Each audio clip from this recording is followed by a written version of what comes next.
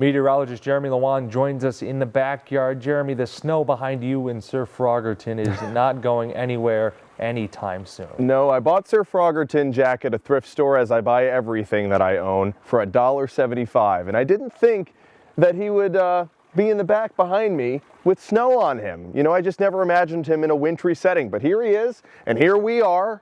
9 days in a row with temperatures below the 20-degree mark. So if you got one thing you want to look forward to, folks, there's the high today. You know, 15 is not something to look forward to, but what is something to enjoy tonight, hopefully from the warmth of your own home, is the full moon. I've got a beautiful video here of Pottsville. It's a time lapse as it rose between 5:30 or so until 6:45, 7 o'clock. If the control room could put that up for me, that would be awesome.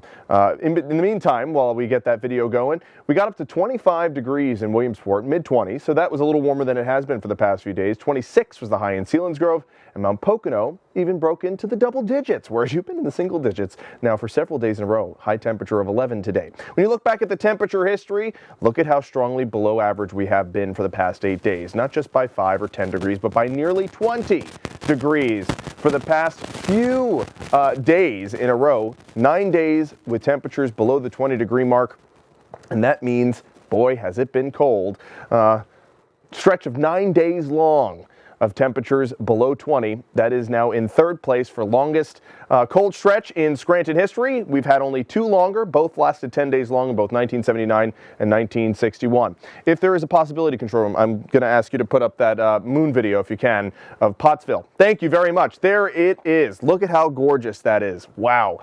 As it continued to rise, those clouds kind of passing towards the north, it's perfect. This is a full moon. It's called the snow moon for the month of January. And if you look very closely, you can also see Jupiter, which looks absolutely beautiful too, moving alongside the moon just off to the right-hand side of the screen. Do you see it? There it goes up off of the side of the screen too, shining brightly. Definitely worth seeing tonight if you're able to see it. There are a few more clouds now. Here's the live view of Pottsville. Thank you again, control room, for putting that up. You can see a star there shining brightly.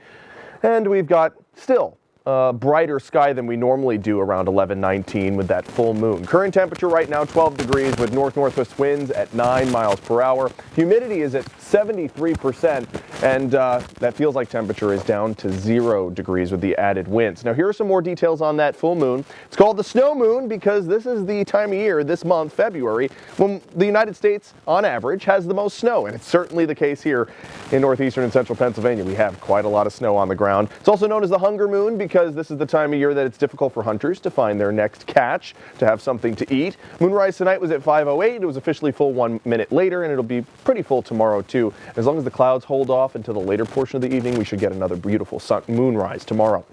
It's a little cooler there in northeastern Pennsylvania, down to 3 degrees in Storuca. We're at 6 in Mansfield, 9 in Stillwater, and some parts of the Susquehanna Valley still in the upper teens. We had wind gusts up to 47 miles per hour. Now that's new since the 10 o'clock news, so it's still gusty out there in Monroe County. 29 was the peak wind gust in Scranton. We still have sustained winds right now at 31 miles per hour in Mount Pocono, so it's feeling like 18 below right now in parts of Monroe County, feeling like -5 in Storuca, feeling like 2 in Williamsport, feeling like 7 in Selinsgrove. So there is a cold weather advisory for most of northeastern Pennsylvania. As a result, it feels like temperatures dipping possibly near 20 degrees below 0. But the cold weather doesn't stop here. It extends all the way down to the Gulf Coast, with most of Florida under a freeze warning. Now, Florida in particular broke a lot of records today. 3 big cities, Jacksonville, Orlando, and Miami, all breaking their records for the coldest temperature for February 1st, not just by a few degrees, but by several. 4 degrees, shattering the record for Orlando. Even Miami nearing the freezing mark this morning.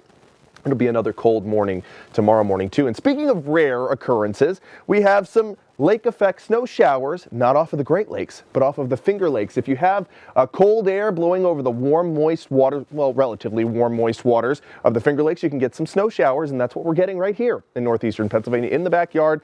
These are coming directly off of the Finger Lakes. Now, we could continue to see them through the next few hours, but by the time we get to morning time, mostly sunny skies, and we'll hold on to the sunshine for a large part of the day. Tuesday looks like a cloudier day with some flurries out there, but no accumulations, and wind gusts will continue until tomorrow morning morning before they die back into the afternoon. There's your 7-day forecast. Groundhog Day, of course, is tomorrow. We'll see what Phil has to say, but I think it's going to be cold for the next 7, probably below the freezing mark, even through next weekend. I think even out to Valentine's Day, Jack, with another Arctic air mass coming in next weekend.